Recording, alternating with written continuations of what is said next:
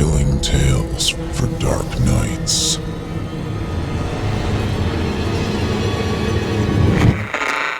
Want to make sure you never miss a Chilling Tales for Dark Nights video again? Be sure to subscribe and hit that bell to turn on notifications.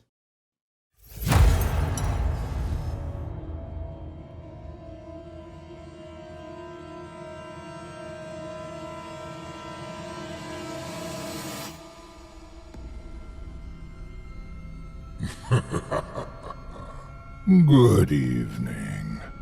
I'm storyteller Otis Jiry, and I ain't your grandfather. From where I'm from, we don't do bedtime stories. And if that's what you were expecting, you're in the wrong place.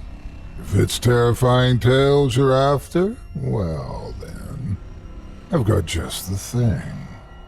Get comfortable, settle in, turn off the lights, if you dare. Your night is about to get a whole lot darker. Who needs sleep anyway?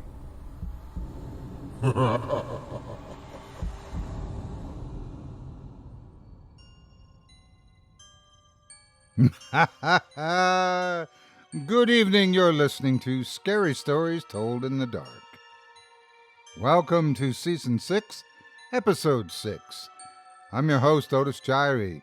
In tonight's episode, I'll be performing 4 stories for you about astral instructions, creepy canines, eerie elevators, and dangerous desires. On our last episode, we introduced you to author Christopher Maxim and 4 of his tales, and asked if you would consider helping him during a very difficult time in his life. This episode, we're featuring 4 more of Chris's sinister stories, which he has generously shared with us, and are once again asking for any assistance you can offer. As I mentioned before, Chris has, unfortunately, been hit hard, both financially and physically, by the coronavirus pandemic. He suffers from a high-risk health condition that's left him immune-compromised and quarantined indefinitely. Coupled with serious issues collecting unemployment, Chris has found it difficult to make ends meet, let alone afford the treatment he needs to improve his health. So I'd like to ask you, after hearing his tales tonight, to consider helping him in his time of need, either by donating to him directly or by purchasing his books on Amazon.com. Every little bit helps, and would mean a lot not only to Chris, but to those of us in the horror fiction community that have followed his work for years. We've set up an author profile for Chris on our website at simplyscarypodcast.com/Maxim, spelled M-A-X-I-M. On that page, you'll find links to Chris's Amazon page, as well as an assortment of his featured books. You'll also find a donation link that will allow you to show your appreciation by contributing a few dollars to him directly. Just look for the donation link to his social media links at the top of the page. You can also use the page to contact Chris if you'd like to ask about other ways to help. From Chris, me, and everyone on our team, thanks again for your support. You're listening to the standard edition of tonight's program, which contains the first 2 terrifying tales. If you'd like to show your support and enjoy an extended version of this and other episodes with twice the terror, visit simplyscarypodcast.com and click Patrons in the upper menu to sign up today. Thank you for your support. Now, it's time to take a walk together down the moonlit trail, so lock your doors, turn your lights down low, and settle in. And the show's about to begin.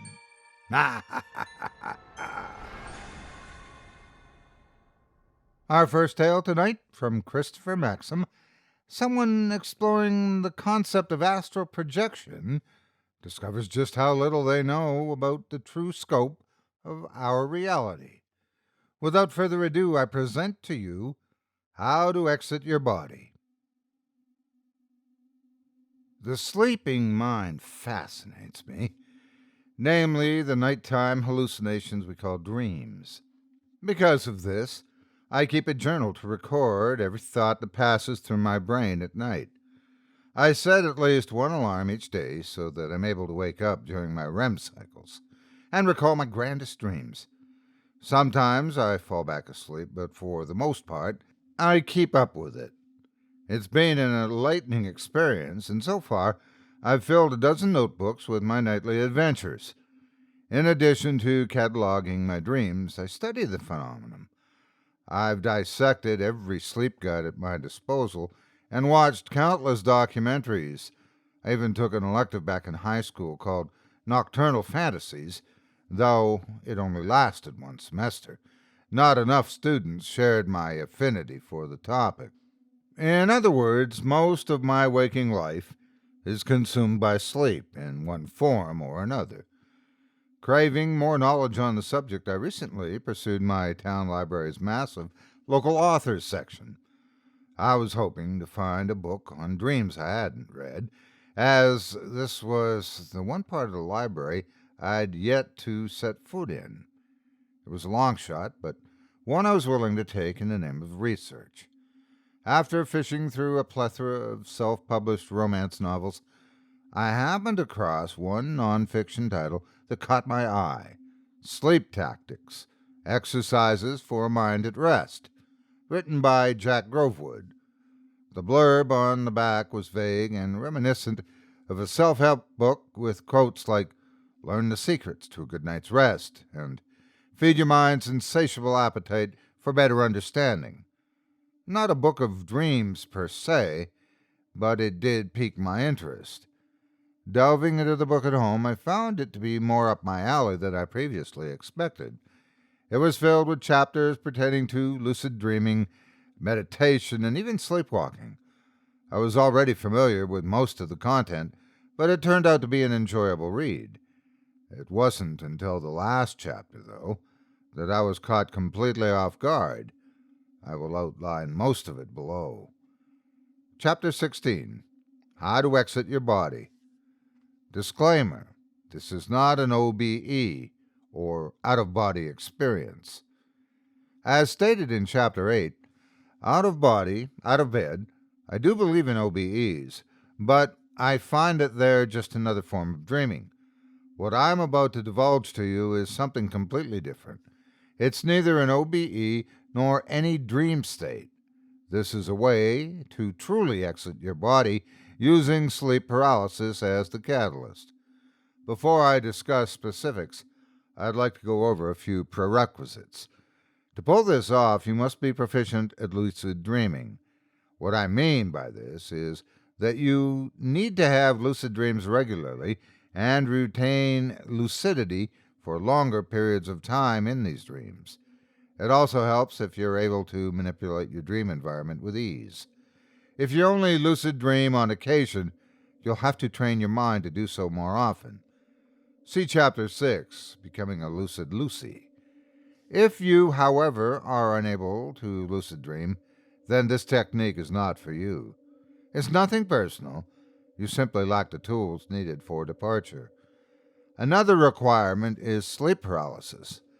Most of us have experienced this at one time or another, but it will help immensely if you're experiencing it on a regular basis.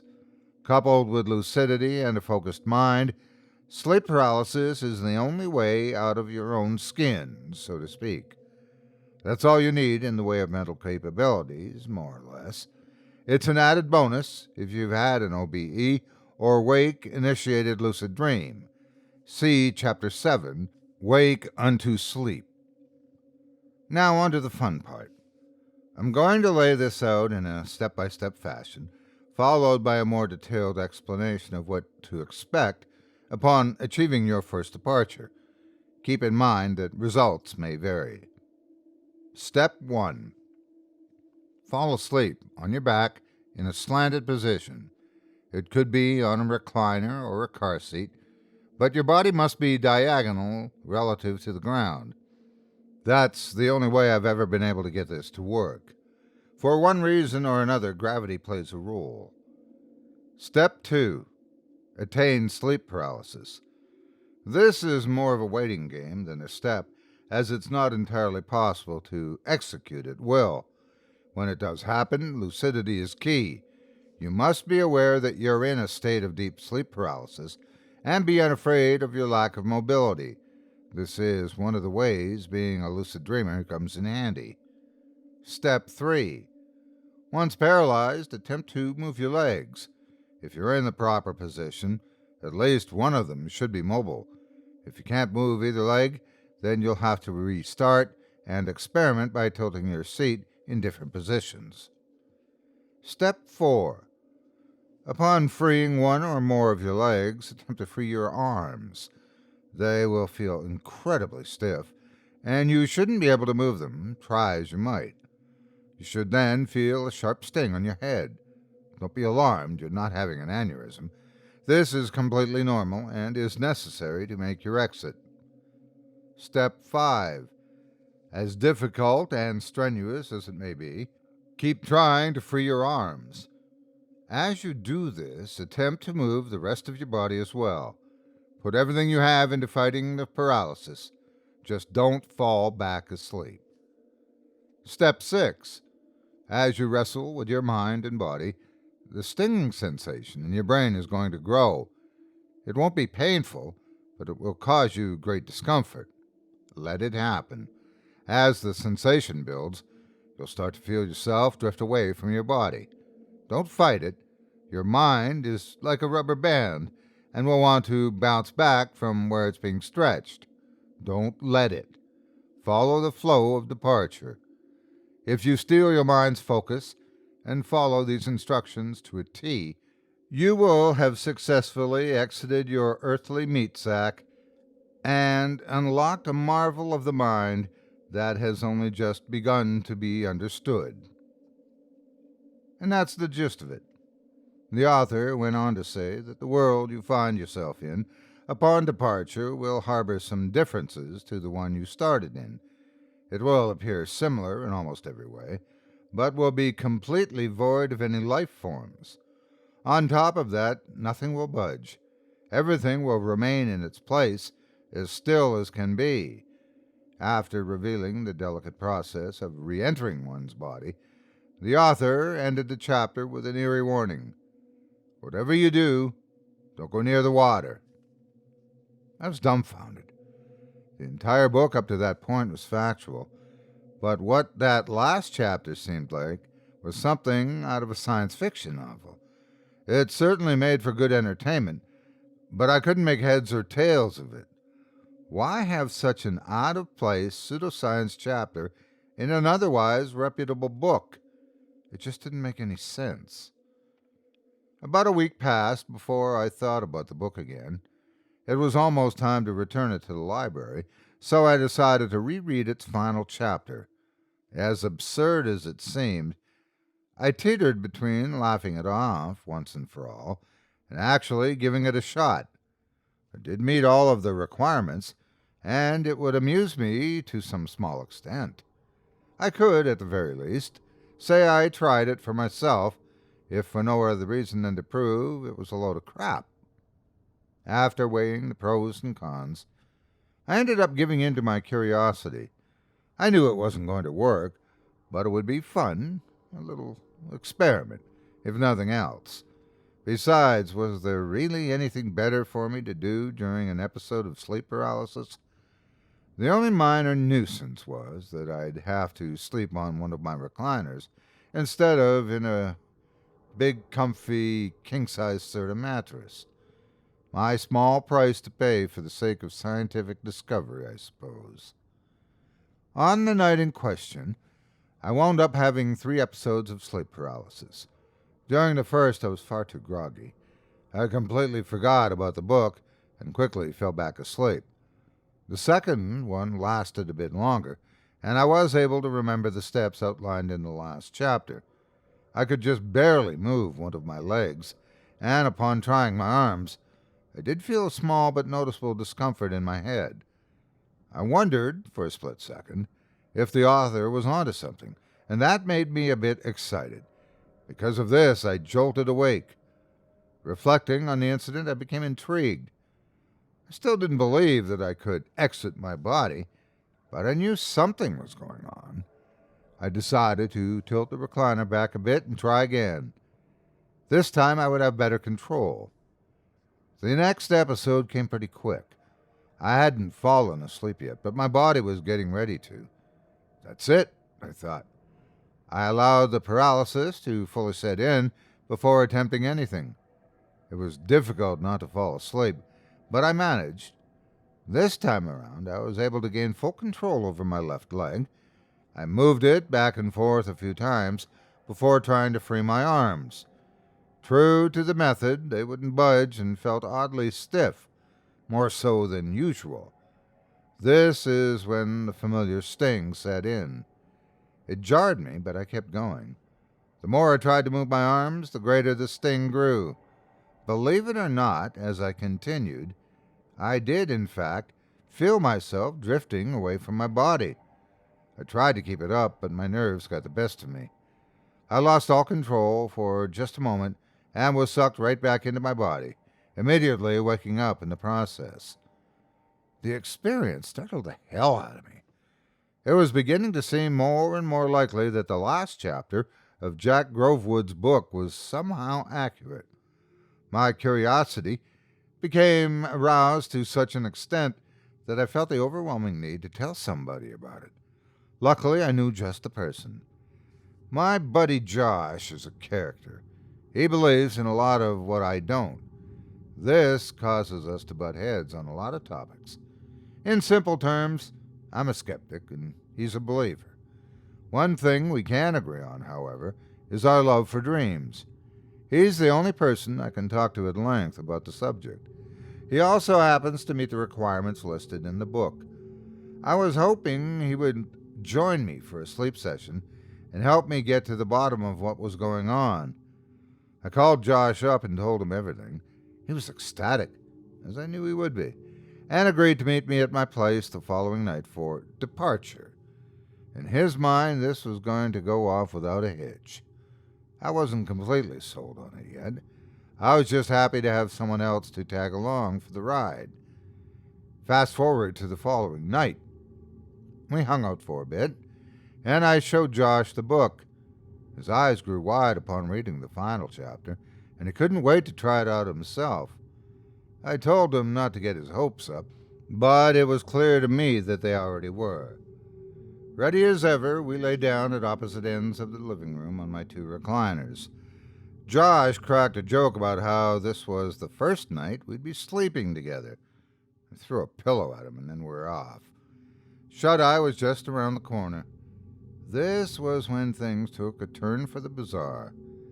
I didn't have an episode of sleep paralysis right away, but I did end up waking a few hours into my nap. I noticed that Josh was fast asleep in the recliner across the room. Needing to empty my bladder, I walked past him to get to the bathroom, tripping over his legs in the process. I met the floor with a thud and turned around to see if Josh had woken. To my surprise, he hadn't. I knew he was a heavy sleeper, but even he should have woken up given the commotion. Becoming worried, I called out his name. No reaction. I tried shaking him. Nothing. I grabbed a wrist and checked his pulse. It was there, however weak. This was when I panicked. I ran to my room, grabbed my phone, and scrambled to hit the call button. Just as I was about to dial 911, I heard a loud gasp from the next room, like a diver coming up for air. I ran out there as fast as I could, and to my delight, Josh was awake. He looked up at me with wide eyes and said, "Dude, it fucking worked." I was flabbergasted. Though Josh was an over-enthusiastic believer and downright stubborn at times, he was no liar. I asked him more than once if he was sure it wasn't a dream, and he insisted that he was absolutely certain. Between his firm conviction and weak pulse just moments before, I had no choice but to believe him. It seemed that the book was legitimate after all. We spent the next couple of hours talking about it. After leaving his body, Josh found himself in my living room, but it was noticeably inanimate. Everything was perfectly still. Not even a speck of dust floating through the air. Josh also noticed that his body was translucent, a milky white outline of its former shape. He attempted to open the door to my house, but the knob wouldn't turn and the door would not budge. It took him a while to realize this, but he found that his new form allowed him to phase through walls. Josh went on to tell me that the world outside was very different from ours. He said it was like having the contrast dialed up on a picture. That and the static nature of everything made it feel like being trapped in a photograph. I tried to imagine it, but I knew I needed to see it for myself. We made plans to go back to sleep and enter the world together. Despite my excitement, I was able to make my first successful departure that night. Josh was waiting in the room for me, next to his sleeping body.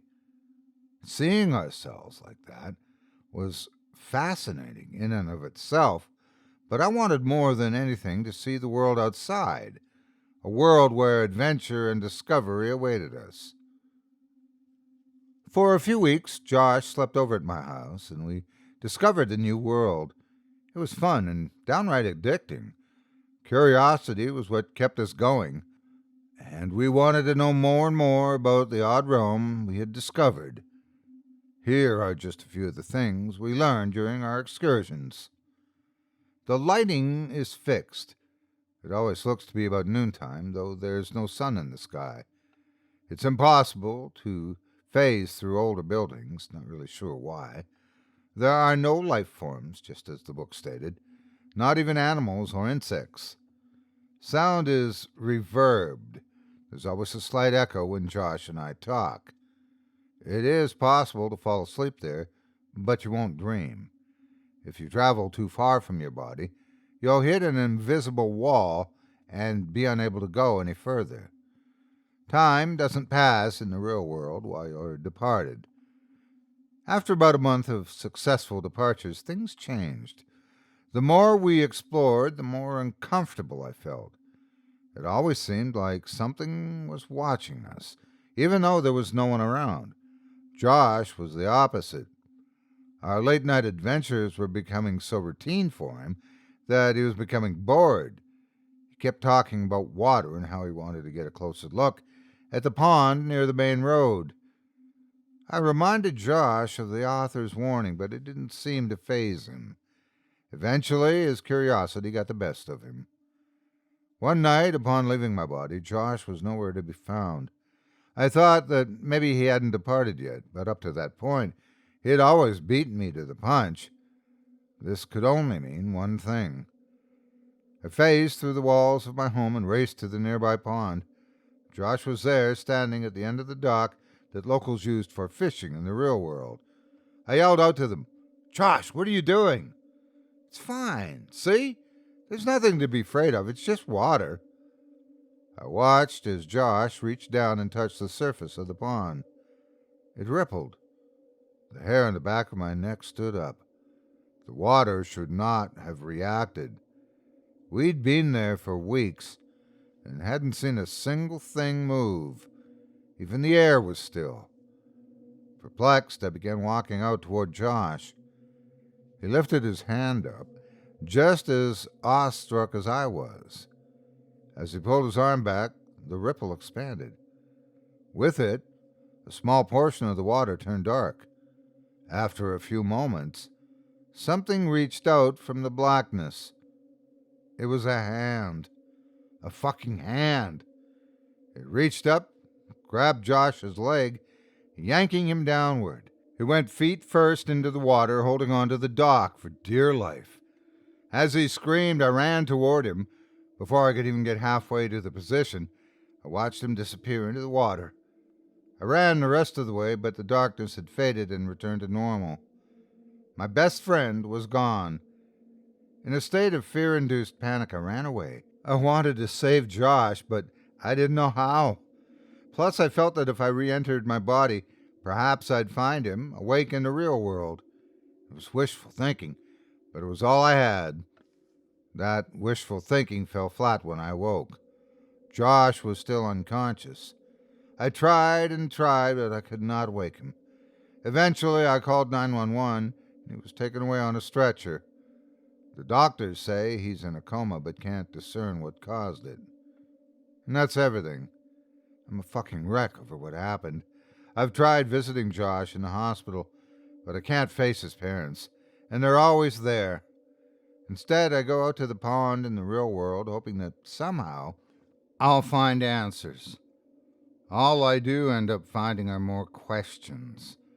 They keep me up at night, along with a recurring nightmare replaying the events from that day. I've tried departing since, but to no avail. Something's holding me back. It might be fear. That world is like a photograph, a still frame of a place we were never meant to see. A moment frozen in time with a layer of reality stripped away, and something is living there. Despite this truth, I feel a need to dive back in and save my friend.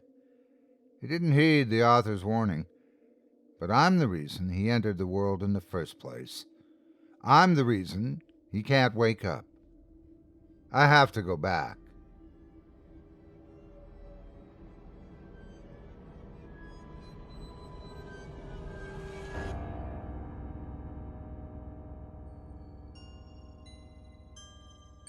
I hope you enjoyed How to Exit Your Body by author Christopher Maxim.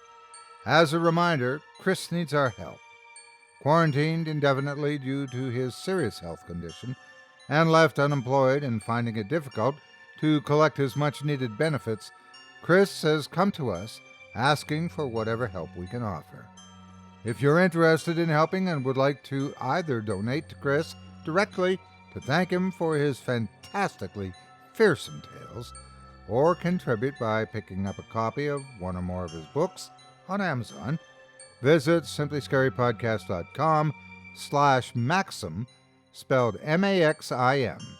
You'll find a donation link there, as well as links to his Amazon profile, books for sale, and his social media, as well as a contact form if you'd like to reach out and talk about other ways to help. Every little bit helps. Thanks again for your support of the writers that make this show possible. Up next, we've got another tale from Mr. Maxim, sure to make your blood run cold. In it, we'll meet someone who discovers something rather strange about their neighbor's canine companion. Now, what are they going to do about it? Stay tuned and find out. Without further ado, I present to you Zipper Dog.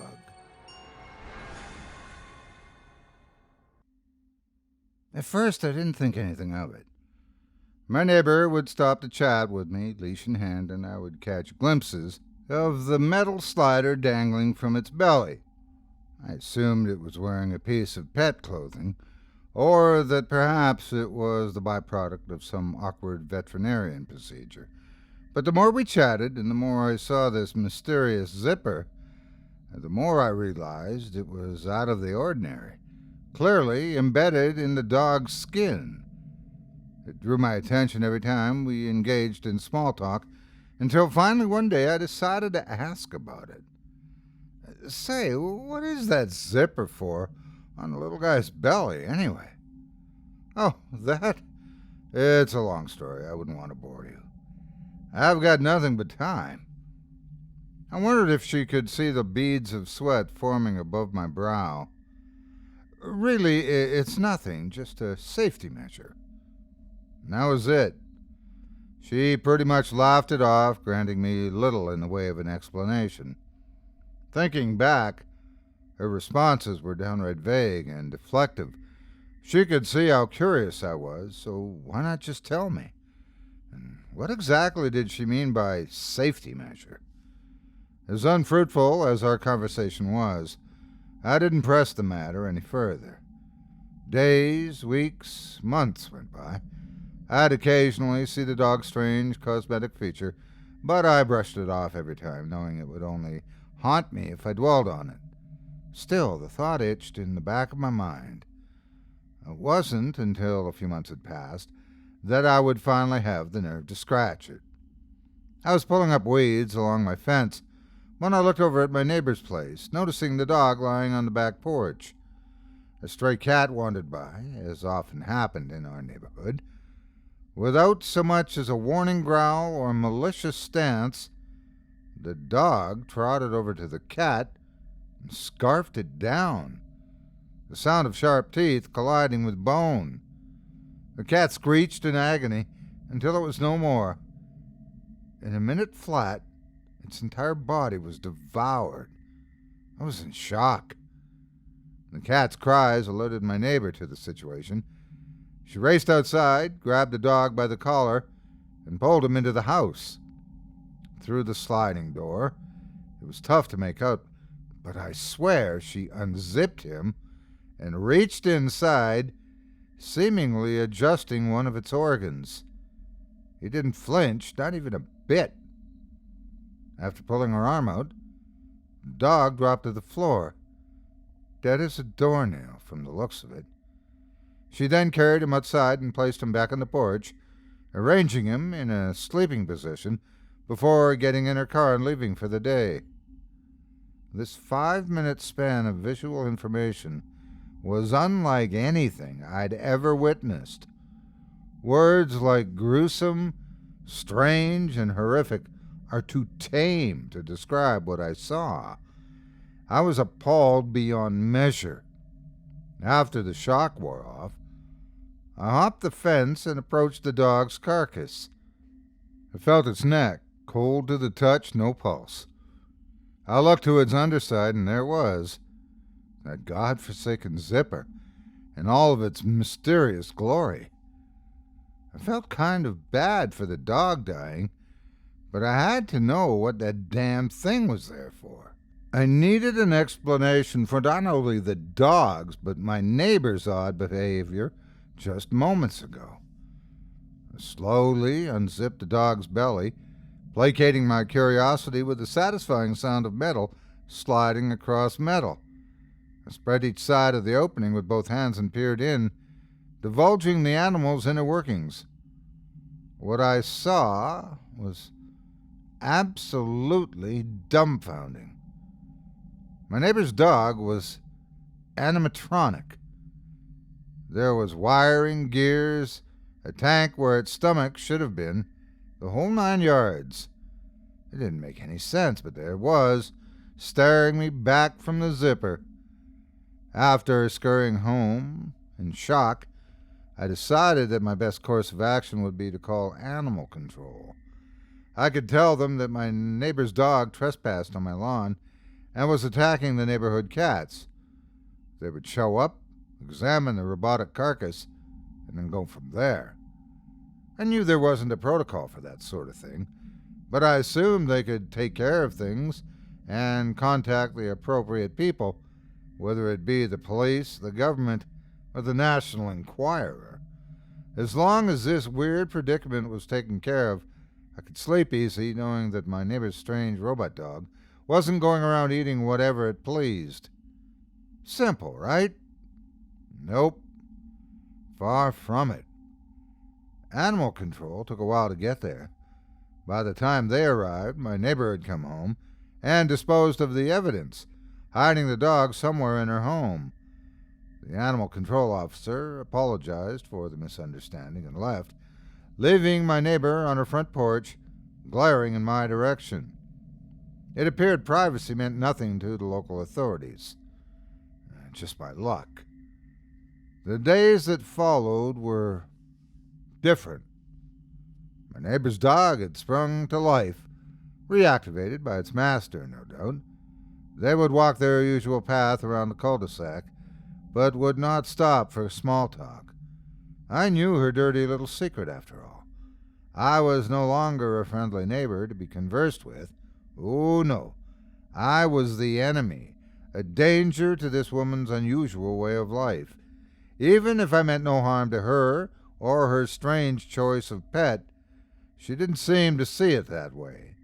She continued to give me the cold shoulder for about a month and a half before finally speaking with me again on one of her daily strolls. "Hey there." "Hello, everything all right?" "Just peachy. I'm having a cookout on Saturday at noon. You're more than welcome to come." Strange. We weren't on speaking terms for over a month, and now I was suddenly invited over? Maybe this was her extending an olive branch my way. Her way of saying, no hard feelings. Yeah, sure, I can make it. Sounds like a good time. Great, I'll add you to the list. As she walked away, I felt the need to apologize, even if her dog was a weird cat-eating robot. Hey, about that animal control call, I just wanted to say, oh, don't worry about it. Water under the bridge. See you Saturday. She hurried off, and that was that. Problem solved. Or so I thought. The night before the cookout, I couldn't sleep.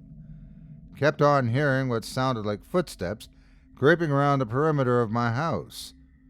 Every time I got up to investigate, the sound ceased, and the coast appeared to be clear. It was either a prank at my expense, a burglar taking their sweet time to pull the trigger, or ghosts roaming around in the night. Either way, it left me anxious, making sleep a distant dream, just out of my reach.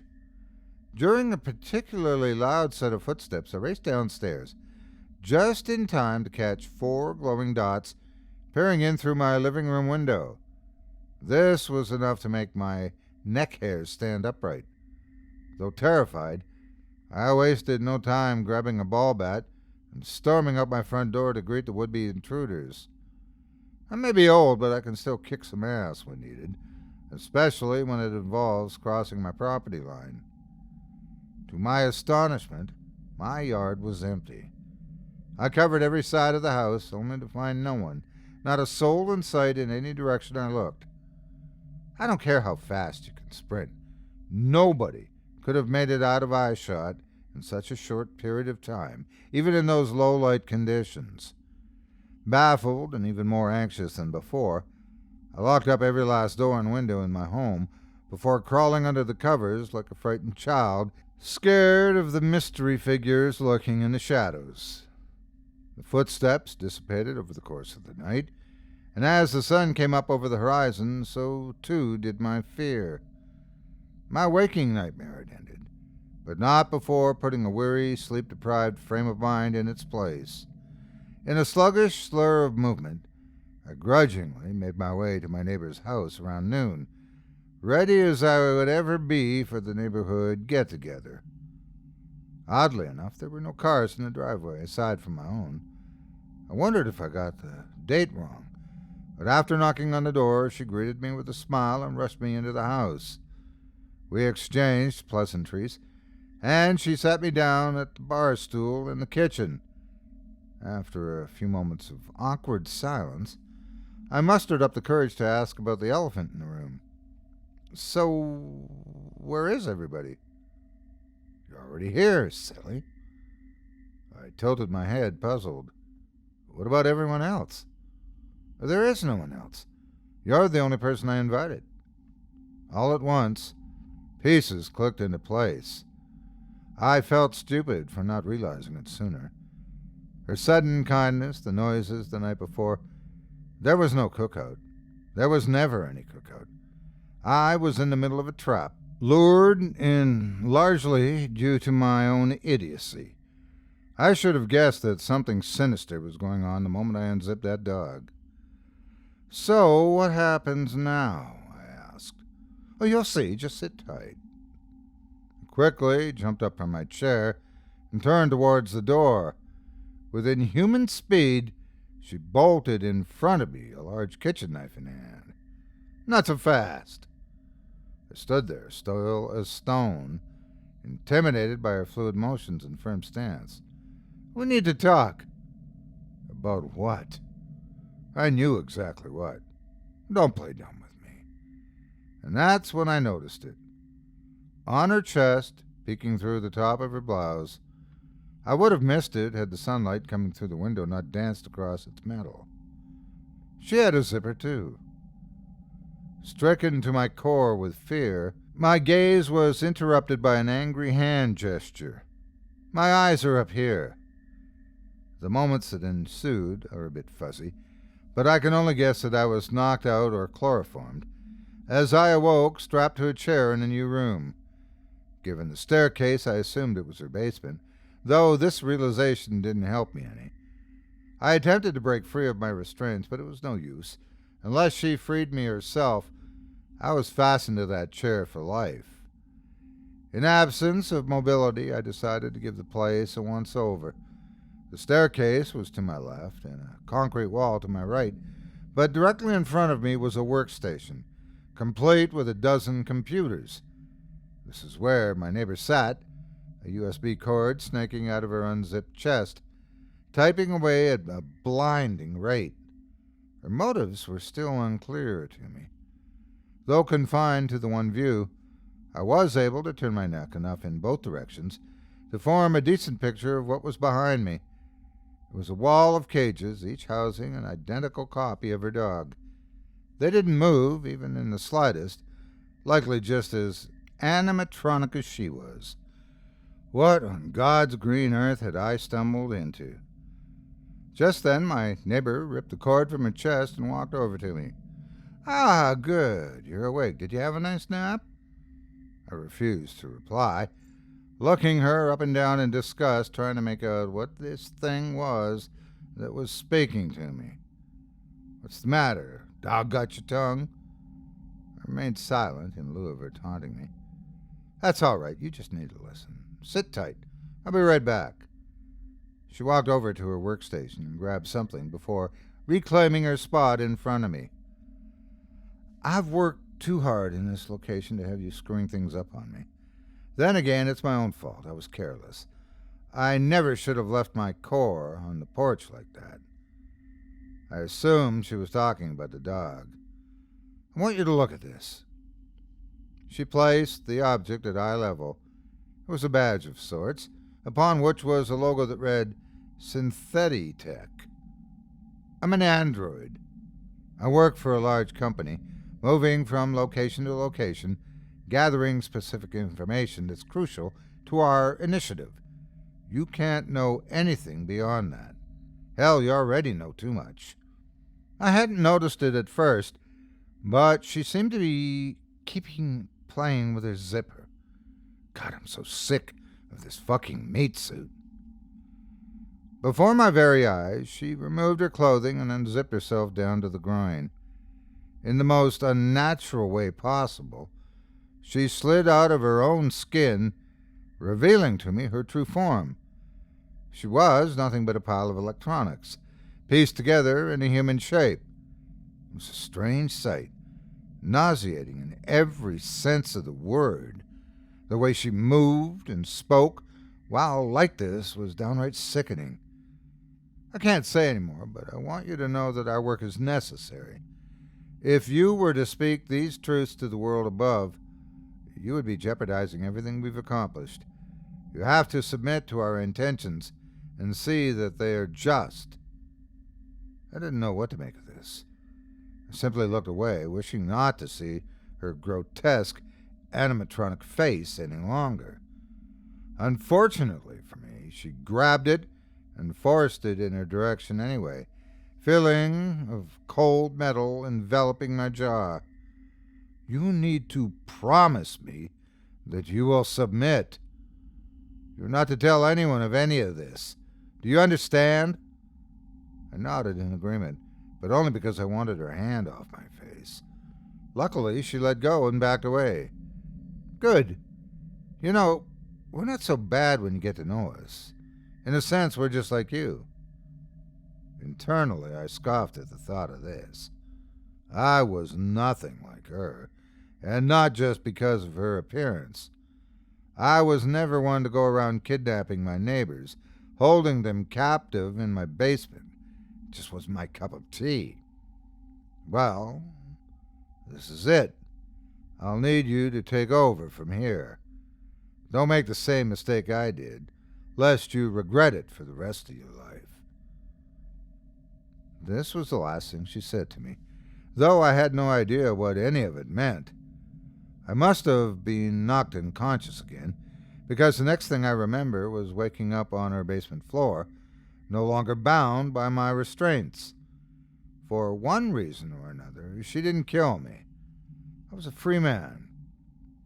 Without warning, A group of trained operatives burst through the basement door and raced down to help me up. "Are you all right?" "Yes, I'm fine. What's going on?" I noticed a few of the men walk on opposite sides of the room to gather evidence. One guy ripped open a cage, grabbed one of the dogs, and unzipped him, revealing it to be nothing but a hollow carcass. "They're empty, sir, a collection of shells." "Just as I suspected. No matter. Load them into the truck with the hard drives. Hopefully she didn't wipe them before she left." I must have looked completely bewildered because the gentleman grabbed me by the shoulders and looked me straight in the eye. "Everything's fine now. We've been on this woman's tail for a long time. We may not have captured her, but this is still a big win. And it's all thanks to you." I was still confused, but more so relieved that it was all over. "Are you sure you're all right? Don't need a ride to the hospital?" I shook my head, not wishing to be poked and prodded after what I'd endured. I didn't trust doctors much anyway. I just wanted to go home. "Okay, let me walk you to your house." I agreed, and we were off. I couldn't wait to get inside and put the whole ordeal behind me. That was the plan, anyway. Whatever government officials they were, the entire crew picked the place clean and left my neighborhood within a couple of hours. That night I received a call from them for a statement regarding the situation. I obliged and asked some questions myself. Though the information was privileged, I guilted them into giving me some details, claiming I needed some peace of mind so I could sleep at night. The fact that I was just a frail old man helped too. It would seem my neighbor was a high-ranking disciple in an android cult hell-bent on infiltrating various government agencies. They were currently in the process of recruiting new members to aid in their cause. That's all I was told, which was more than I thought I'd get. This was enough to placate my curiosity and keep me from dwelling on events as they unfolded. I thanked the man on the other end and hung up, content with my feelings. After the ending of the call, I heard a knock at my front door. I don't usually get visitors late at night, but I suspected it would be one of my neighbors asking about the sting operation that just took place next door. I opened the door, and to my surprise, there was no person there to greet me. Nope, not a person. Instead, there was a dog, identical to my neighbor's. Before I could process its arrival, it trotted inside and sat on the floor. A voice then emanated from its collar. "Shut the door." I did as the dog said, baffled and afraid. "Hello. I'm serial number 724234. I'll be your core companion on your journey of fulfillment. True adventure awaits. Would you like to begin your first task?" I didn't know how to respond or what in God's name was happening, but it was at this point I felt an itch running up the length of my torso. It was subtle at first, but grew to the point that I had to reach down my shirt and scratch at it. That's when I felt a familiar metal caress my fingers. It took a moment for it to sink in, but I knew exactly what I was feeling. It was a zipper.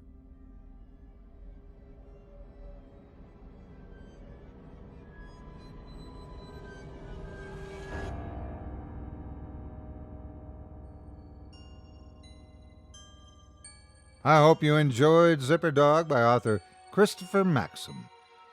I'd like to personally thank you for joining me for this episode of Scary Stories Told in the Dark.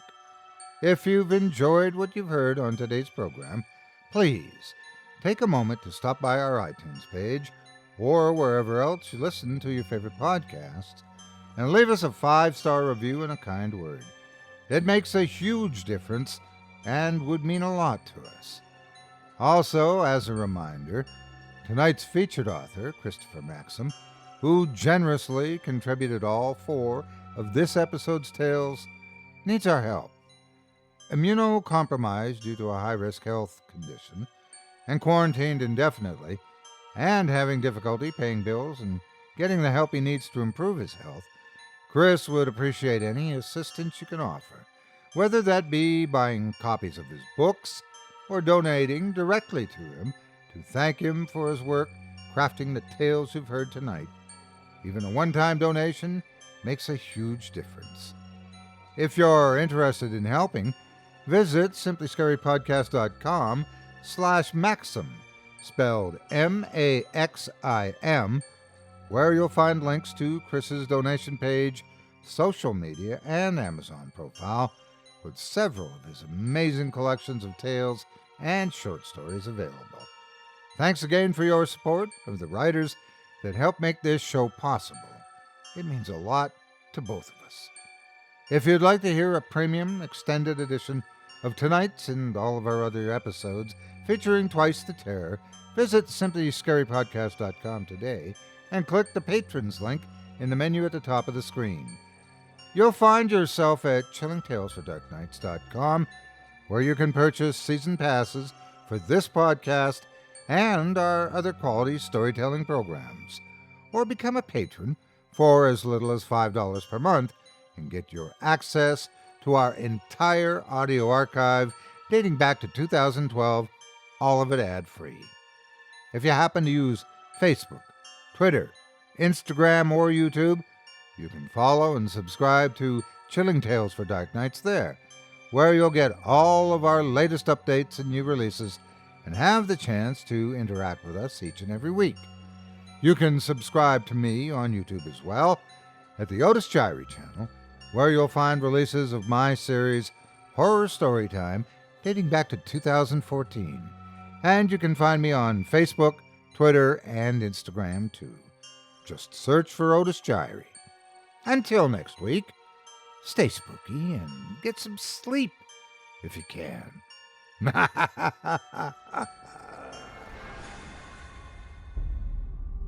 Thanks for listening. You've been listening to Scary Stories Told in the Dark, a production of Chilling Entertainment and the creative team at Chilling Tales for Dark Nights, and a proud member of the Simply Scary Podcasts network. Visit simplyscarypodcast.com today to learn more about our network and our other amazing storytelling programs.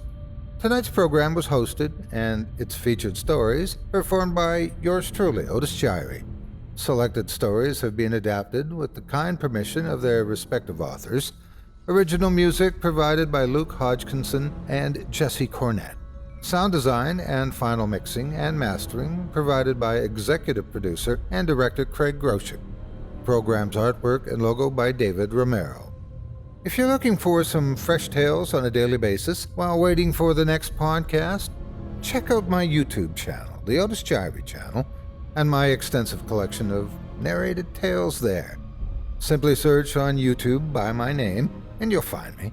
And don't forget to subscribe and press the bell notification icon to get my latest releases. Got a scary tale of your own that you'd like performed? I take submissions. Email it to me today at otis@simplyscarypodcast.com to have your terrifying tome considered for production in a future episode of this show. That's otis@simplyscarypodcast.com. If you've enjoyed what you heard on tonight's program and are joining us on your favorite podcast app, subscribe to us to be sure you never miss an episode, and leave a 5-star review and a comment. Your feedback means a lot to me. You can also follow Chilling Tales for Dark Nights and yours truly on Facebook to connect anytime and get the latest updates on this and other programs and my channel. If you're listening on the Chilling Tales for Dark Nights YouTube channel, do us a favor and hit the subscribe button and the bell notification icon for ctfdn as well to get more spooky tales from me and the crew and another episode of this program each and every Wednesday. And don't forget to hit that thumbs up button to tell us how we're doing and leave a kind word or a request. And don't forget to visit us at chillingtalesfordarknights.com and consider supporting the team by becoming a patron. In addition to helping us out, you'll get exclusive access to our audio archive and ad-free downloads of all your favorite stories, including those you've heard on this program. As for me, I'll be back next Wednesday with more terrifying tales to keep you up all night. But that's all right. Who needs sleep anyway?